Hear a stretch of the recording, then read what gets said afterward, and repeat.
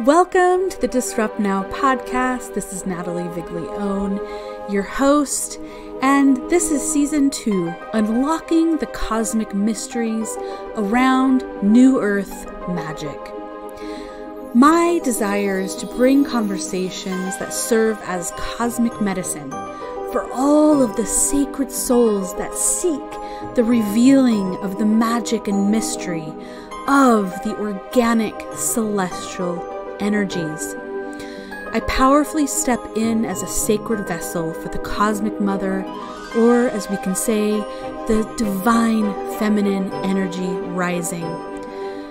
I walk an authentic druidic path of primordial tradition, and I am here to share wisdom and the highest truth for the betterment of all beings, animals, minerals, plant life, and all that is.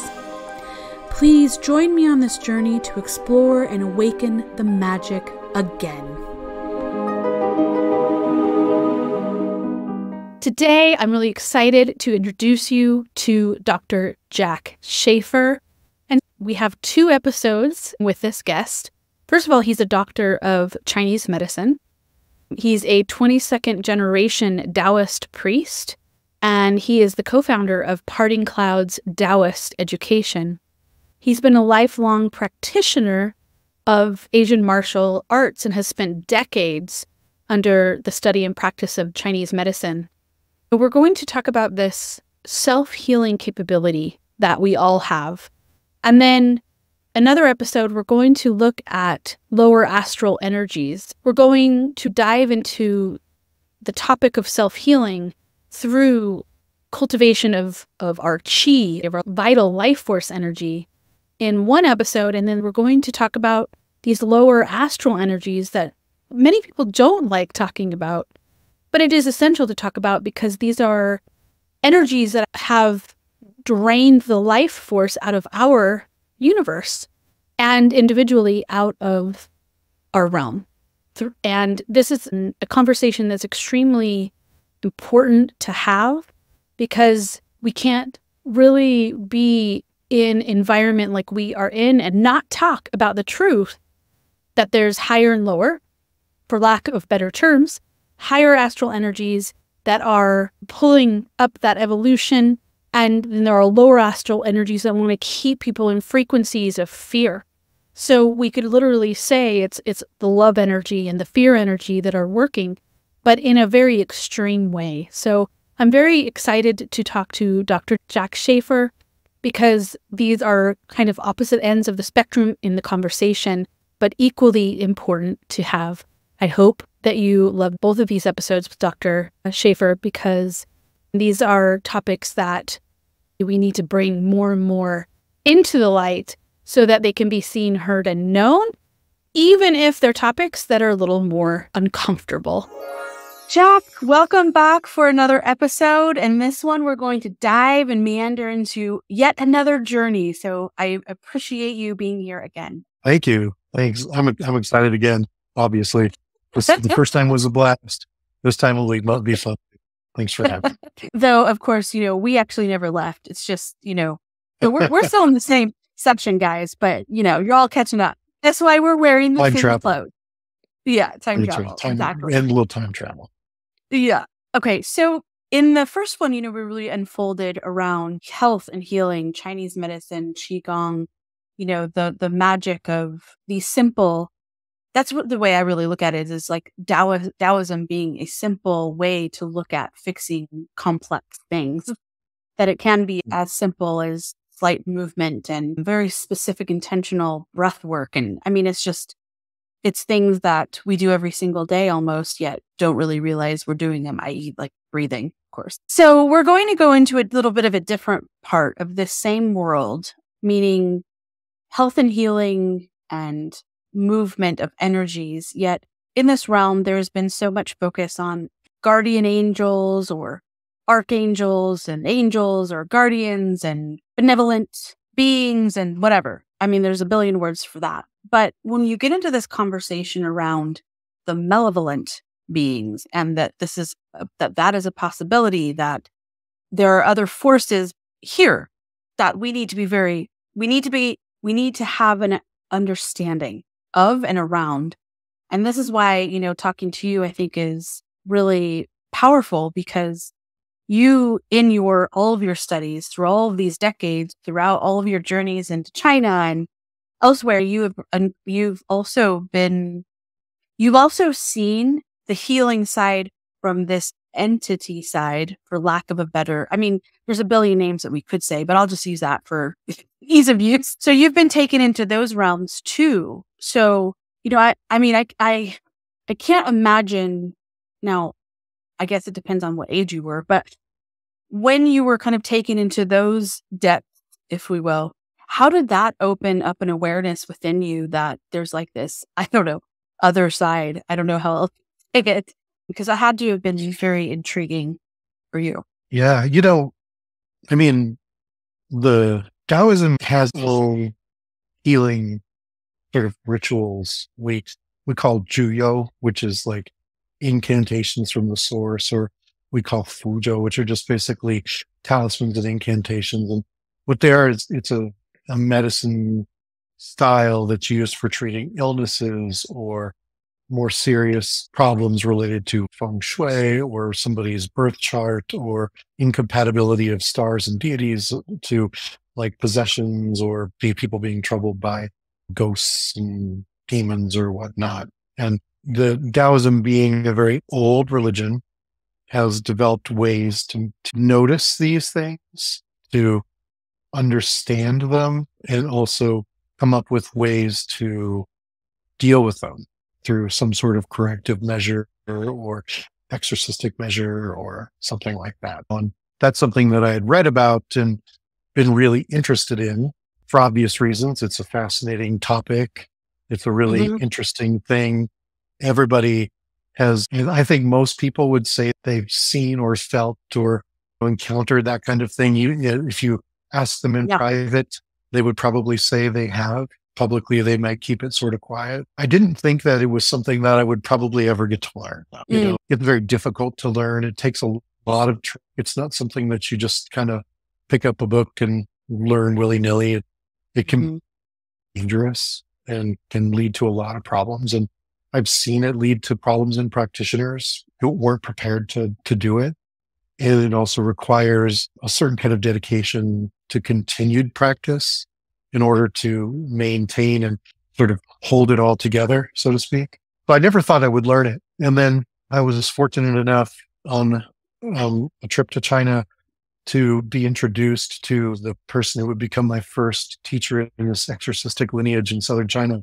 And we were introduced to him, and we got to learn his history and stay at his temple and witness him performing these rituals for people and hearing the stories of the things that he had done and witnessing things. And then even one of the friends of mine at the time who was on one of our trips, seeing what he did for that person, wasn't experiencing any serious possession, but he was definitely experiencing some sort of environmental energy that was plaguing him physically. It was really remarkable. And that teacher, because we were so dedicated and, to practicing the little thing he taught us, he invited us to continue to study with it. And so he invited us back, and we went back, and he took us as disciples into his lineage and basically opened up all of his teachings, and wow. In fact, the last time we saw him, he took us to his private room, and he had this big bookcase with glass on it, and the doors were locked, and he unlocked the doors and opened them and said, "Here you go. It was just everything I have is yours." And said, "When I die, all these manuals are yours." And they're old hand copied exorcistic manuals and whatnot. I can't tell you how that touched me. His willingness to open that up. And so the things that we've learned from him, my partner Josh and I, who I teach with, we just really taken it deeply and feel really honored to have this lineage and to be able to not just share it with our own students, but also to use it in, sort of help the suffering, so to speak. Exactly. But yeah, it was a miracle. I think. And like I said, I never thought I would actually get to learn that stuff. So It's amazing. Yeah. It's beautiful because, and I guess for him, the time was that time, and yeah. allowing to pass that knowledge on is really powerful too. Yeah. Especially to two foreigners, you know, I mean, Yeah. he had one serious student, Chinese woman who lived near him and was there every day. And then he had a couple of sort of part-time students, but we're the only foreigners that he ever took in that way. And it was remarkable. Wow. Wow. Yeah. This, that takes me into some rememberings. When I was little, there was something in this consciousness that I streamed that knew and always had this very clear, absolutely not feeling around people that were messing with these energies that they knew nothing about. I'm talking about the Ouija boards. I'm talking about the, just all of those things you like kids do. Well, you used to do. I don't know if they do them anymore. Probably. I don't know. But, it's like I remember when I saw The Exorcist for the first time, I was like, oh, I couldn't even take 5 minutes of it because I'm like, this is real. I can't watch this. This is freaking me out. So it was like a visceral reaction to that truth, to a truth that I knew was a truth. It's not entertainment to me. It's suffering on a level that's like insanity to me. Now, fast forward mid-40s, I'm a very different person than then, but I still know that this is why I wanted to speak with you about this. It's important to know and to share this wisdom with others because there are answers and solutions. And if we recognize, I almost think it's the recognition that can actually help disempower energies that have an ill intent, if you will, or, look, it's not life supporting, it's life draining, regardless of how we look at what that is, what these essences are, right? So what I'm kind of curious on is, what are some of these bigger takeaways that you've been able to glean from not only the workings of maybe these texts that you read, but maybe what you've even seen? That's an interesting question. I would say this, I do a fair amount of, I'm going to use the word Taoist medicine just kind of generically with regards to this. But what I really mean are these talisman and ritual medicine. And I do a fair amount of it. The need for, when I first learned it, I thought, wow, this is going to be great. I'm going to really enjoy doing it. And the doing serious sort of exorcistic stuff where people have other entities that are stuck to them, in them, driving them, that is really not fun. It actually is really scary to do. And you have to hold a stability. You imagine like you're making this microcosm around this person, and you have to hold a stability in that and yourself in the place you're doing it, and be able to extract this thing, whatever it is. They're not, whether it's a ghost or some sort of weird spirits, and there's all kinds of things we talk about, and then take it away and put it somewhere else. It's very scary. The people are scared. The people that are there with them are scared. It's obnoxious and noisy, and it's very weird. The need for that level of it, I don't find as much as maybe I thought there would be. I think when it happens, it's scary. But when people are presented to me in that situation, we use some methods to determine what kind of thing is going on with them. We use a cultivation where you learn to directly perceive what it is so you can see it on them. And in the first time I saw one of these things, it looked just like my teacher said it would, and it was unnerving. But the amount of times that happens is pretty rare. Most times it's just like weird environmental energies, and a lot of times it's actually just mental illness. And I think separating mental illness from possession is really important, because sometimes mental illness looks like possession. Sometimes possession is possession. They can have a similar appearance. I know that once I listened to a Catholic exorcist giving a talk about exorcism, and he said that of the thousands of times a year he gets requested to do them, very, very few. It's a small percentage because most of the time they determine for them, they use counseling and stuff, and they determine that most people that come to them just have mental illnesses. And I think that's the tricky part, is decide, because you don't want to always, sometimes it's just schizophrenia and there is nothing there. And sometimes there is something there that makes them look schizophrenic. That's the tricky discernment part. level. Yeah. And I think that's where people get themselves into trouble. I remember early on dealing with a woman who was schizophrenic and trying to do exorcistic things with her. And it was because I was not very far into my training. I did not have been doing what I was doing.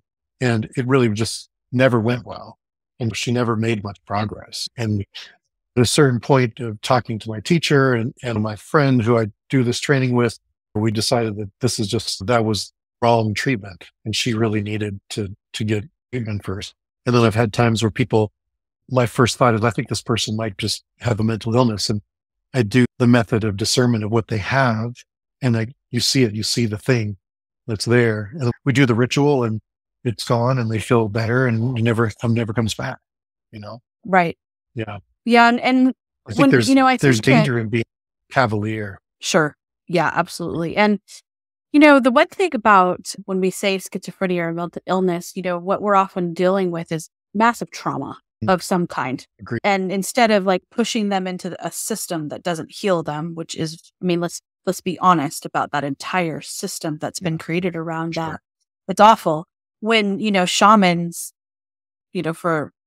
healers of any kind, you said it's an exorcist, lineage. This is like thousands and thousands and thousands of years, right? So, but trauma has gotten to the point in our realm where trauma can literally, one of my mentors, he described it as, it's like you're knocked out of alignment. It's like your energetic force kind of splits. And so, these are my master herbalism studies, and there's herbs that can help bring you back into oneness, if you will. And there's, of course, then we get into the Qigong and all these other practices that can help assist in that. But, it's like knocking us out of alignment is very different from what you're also speaking about, which is other forces or things that are in your auric and, subtle body energies. Yeah, totally. The way that we go through this discernment process, and somebody comes in and they're there because there's something wrong.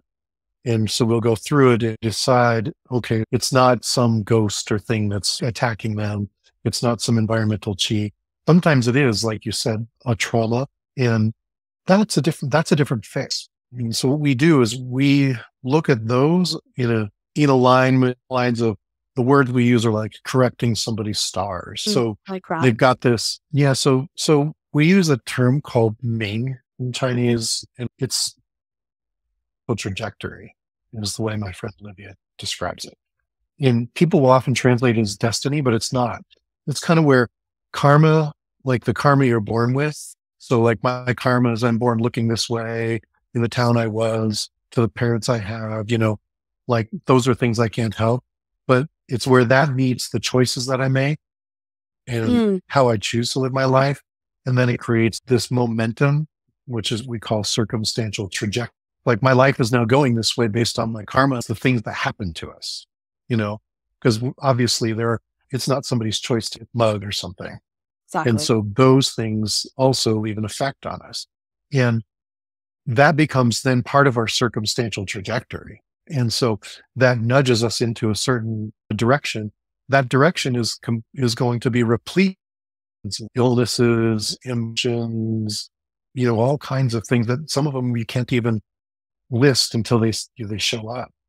And what we have are rituals that we use to try and adjust the stars, so to speak, to change that momentum in a different direction, to call on different deities or create certain protections or just cause karma to normalize or balance, or I'm not sure what the right word would be for that. But there are times when that's more appropriate. And I would say, like, when I think about the number of rituals I've done in the last few months, I've done 0 exorcisms in the last few months. I've done a few, and these sort of environmental chis that are these environmental energies that are attacking people and just make you feel problems, but I've done a lot of adjusting the stars kind of stuff, where you're taking certain karmas then from the situation, attaching it to, say, like a substitute you, and then burning that you and giving it kind of like a reset. There's multiple rituals that look kind of like that. And I've done many more of those, or trying to bring different deities or the deities that are sort of in charge of your birth years and things like that to kind of help protect or guide or lead or harmonize somebody's position in the universe. That I do more of. So I think it really is in alignment with what you're saying about the amount of trauma out there. I think that's much more common than the real need for dealing with a malevolent being. Yeah, dependent on the level of trauma, when it was, and all these other factors, I'm sure. The real discernment here, I think, is a level of it anyway, is if somebody is hearing them, their own voice, for example, telling them to take their life, for example. To me, that is a level of like, okay, this is something else. We're dealing with something else. This is not because that is in a direct conflict with a soul's desire of evolution, whatever that needs to look like for said person. But what are some, I guess, once that discernment on your side is like, okay, we are dealing with something else here, what does that tee up kind of look like? Because I don't think that anybody is really coming to somebody in that knowing often, right? I mean, I can't imagine that that's the case anyway. Yeah. Oh, that's interesting. I don't usually see people, people come to me for a reason. So I don't use often, I wouldn't really find somebody out of the blue and figure it out. So either they or like somebody who knows them is bringing them in. And so we know that there's something. And sometimes people don't even know what to say. They just say things like, I don't feel right. I don't feel me. I don't feel normal. I can't seem to find joy or happiness. And we go through some conversations that include things like, well, what does this feel like? When did it start happening? And why do you think it's happening?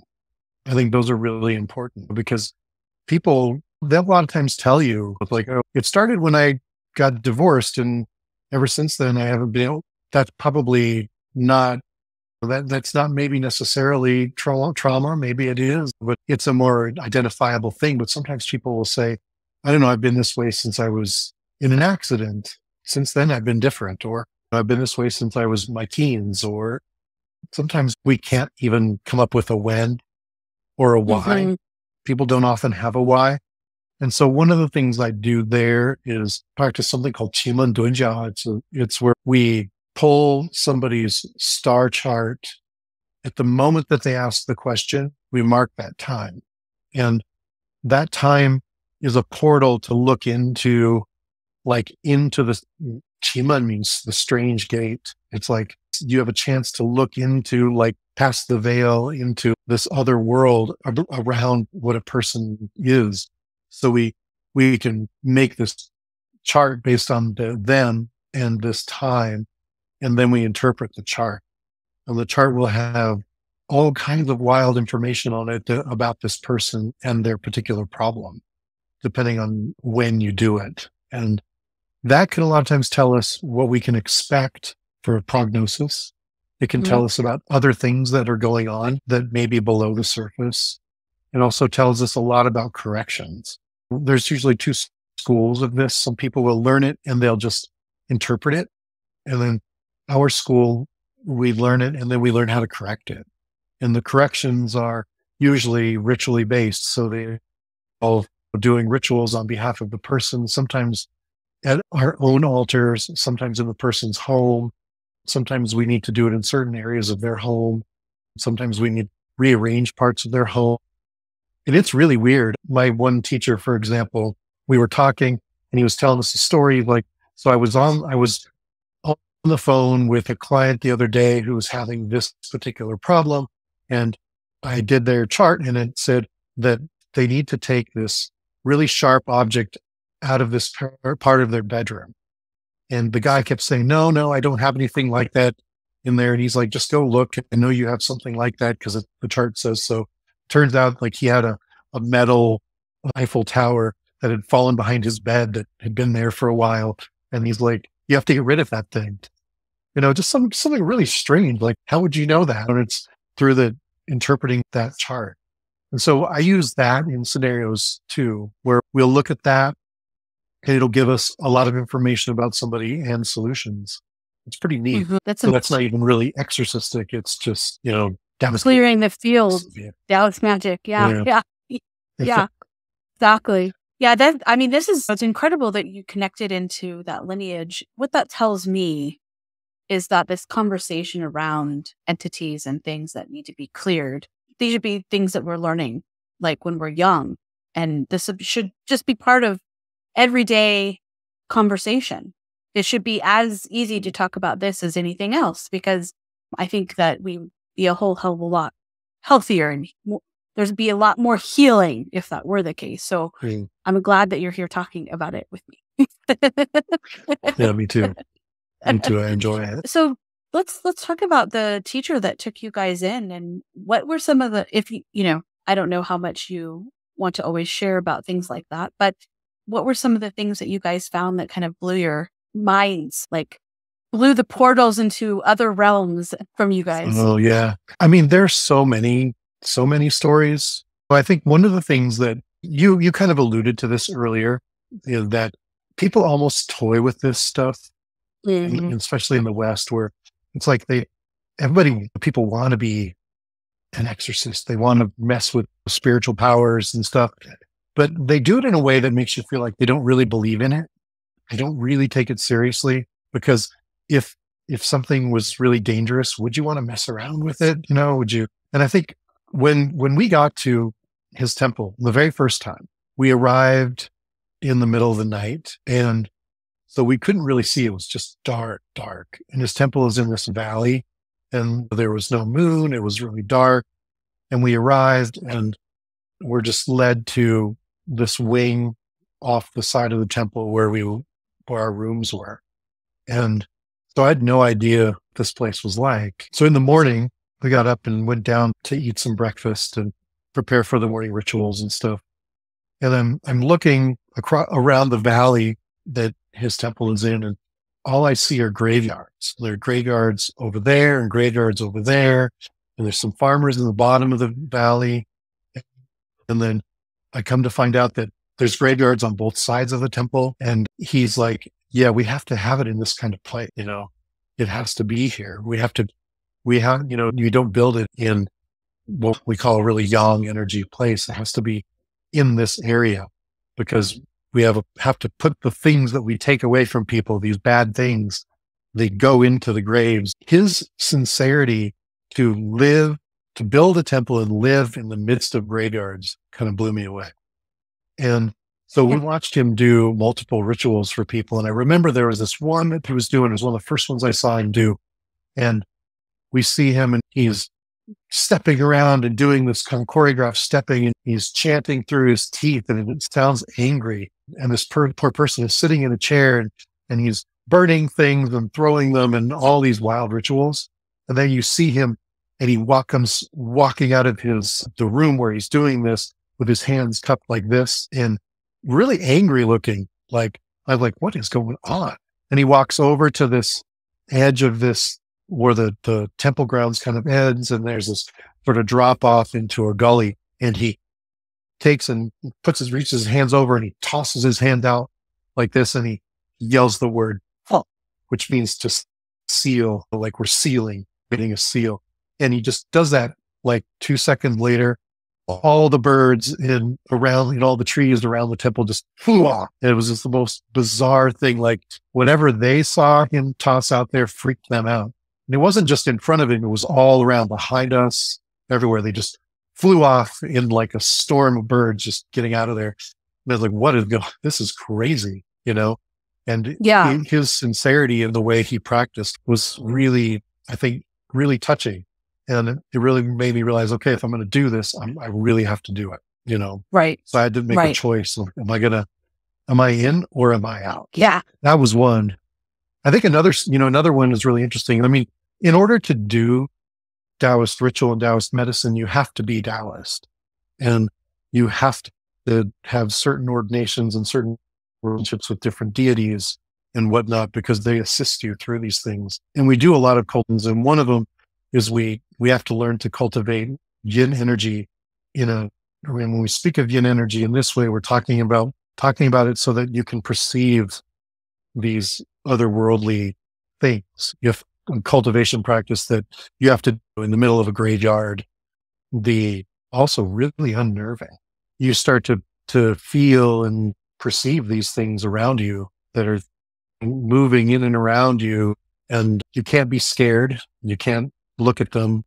You just have to hold the cultivation steady the entire time you're doing it. They get really attracted to you, but in their world, they see you as like a bright light. And so they come towards that, like, what is this? Like a moth to a flame or Right.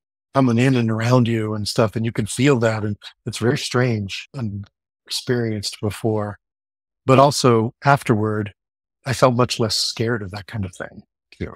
Right. So it's like you touched it. You knew we don't do a it. lot of it. Yeah. And now we don't have to deal with it. Exactly.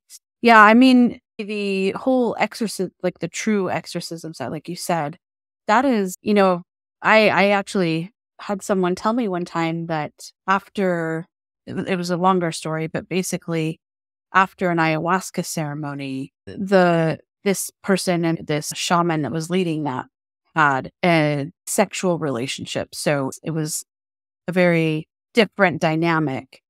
And apparently this specific ceremony, this shaman maybe didn't cultivate the things that were necessary to hold the space. And anyway, long story short is this person ended up taking in and had to literally, it was a full-on possession that took place, where she said, the shaman said that there were like 5 people holding this person down, and just the strength and it was definitely, just this other thing. And so, that is, like you said, that's intense. That's something else altogether. Yeah, for sure. And so when that is something that you've been involved in from your angle, like cultivating that energy and that power to hold that space, to cleanse and purify this person, that must be an extravagant amount of energy and resources that you're pulling in. Is that true? Yeah, it definitely comes with time, because the cultivation method that we do with that teacher takes 3 years. And there's several steps that have to happen, because when we do this thing, we see the practitioner is both the vessel and the ingredients for the medicine, as well as the making of the medicine. All of the things that are happening for this person are being generated through the practitioner. Because if I'm giving somebody a talisman is just a piece of paper with ink on it. That's all it is. In order for that to have any magic to it, any power, that has to come directly through me as a practitioner. So me as a practitioner, I only get that power a few ways. One is through my relationship with deities. That relationship comes through ordination and practice, right? So practice like ritual practices at an altar on a regular basis over time, very prescribed. But it also comes through the kind of vessel I am as a person. You wouldn't make medicine like a filthy, disease-ridden bottle, because it's not going to be pure. So that means as a practitioner, we follow precepts, and we have to live a special kind of life where we're trying to live in alignment with cosmic goodness as much as we can. So we follow a significant number of precepts, and we have to hold these precepts permanently. They're not something that we just do for a little while and then go off them. If you go off them, then you have to go back on them for a while to re-purify. And so we do those. And then there are other sort of the abilities and the powers that are based on maybe meditations or devotional altar practices or whatnot. And so we have to do all of these things for a period of time in order to just be able to do it. And Exactly. the better, longer we do it, the more we're able to successfully hold those spaces. So, as good as my intentions were as a new practitioner, I also wasn't as effective as I was a year later or 2 years later or all these years later. Like, my abilities are better, partly just from spending time doing those things. There's nothing special about me as a person. Anybody could do it. That's the cool part about it. We just have to be taught it, and then sincerely follow it. Right. Which does actually make it, uniquely somebody's, because not everyone is willing to dedicate and practice in the ways necessary also, because it is a lot in any kind of healing practice. As we can say, we drink the very tea that we're giving to somebody else. Yeah. Yeah, that's true. I mean, if we're not willing to do it, we can never expect somebody else to be willing. If we don't believe it, why would we expect them to believe it? Take it seriously.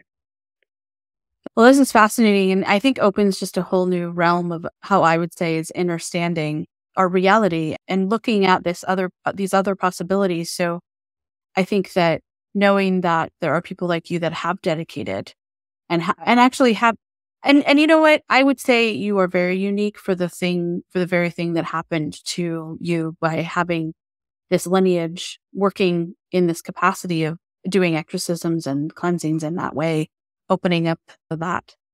Here you go. Here's all my ancient texts that are yours. I mean, obviously that sets you apart. And this was part of the path, if we will. So pretty magnificent. Yeah, we both feel really fortunate. I do all of this stuff happens with partner Josh Painter. We run Parting Clouds together. And so all of these educational things we've happened together. He's been an amazing partner through all of this. And yeah, going through that experience with him, it was very cool. Yeah. It's awesome. Well, I think this is a topic that people should definitely, I would recommend everyone going, if you haven't taken the time to think about this as possibilities and discovering more about this. Do you have some insights and awareness on your Parting Clouds TaoistEducation.com site? Yeah, all of our teaching, we don't really have too many articles on there or things like that yet. There are definitely interviews and stuff. Our website needs a little bit of an update. The way we work is we do mostly cohort teaching, and then we're about to launch some just kind of one-off public teaching things here in the near future. We're in the middle of putting that together. And one of them is sort of a basic exorcistic viewpoint that can be taught really simply. That's a really interesting group of protocols and whatnot. There's an article that I wrote for the 2024 Journal of Taoist Studies around Taoist medicine, which includes ritual, exorcism, all of that. And that was published in February, I think, or January of 2024. So that's out there available. And that has a lot of information around the things that we're talking about in this talk today. Great. We'll definitely make sure to share that as part of the write-up and such. But mountainwestwellness.com is your other website, correct? Yeah, that's my clinic website. Yeah. Cool. And so people are looking for help with Taoist medicine or spiritual medicine can reach out to mountainwestwellness.com, or they can reach out to Josh and I through Parting Clouds Taoist Education. Either way is fine. Either way. Okay. Brilliant. Well, thank you so much for diving into this topic today with me. I appreciate you, Jack, for being here again. And I look forward to future conversations. Thanks for having me. It was really fun. And I really enjoyed talking about that. A lot of people aren't willing to go down that rabbit hole, and it was fun doing it. So yeah, thank you. It's an important rabbit hole. Absolutely. Anytime. For sure. Thank you for listening to the Disrupt Now podcast. Please leave us a review. Also, if you want to get these episodes to your inbox, go to disruptnowpodcast.com and you can drop your email in. You can also see all of the episodes since day one. If you'd like to connect, we have a couple of different ways. You can join us on Telegram. The group is called Awakening Magic. Or if you want to drop a line, email us at info@natalieviglione.com. Thank you for being here on this journey to awaken the magic again.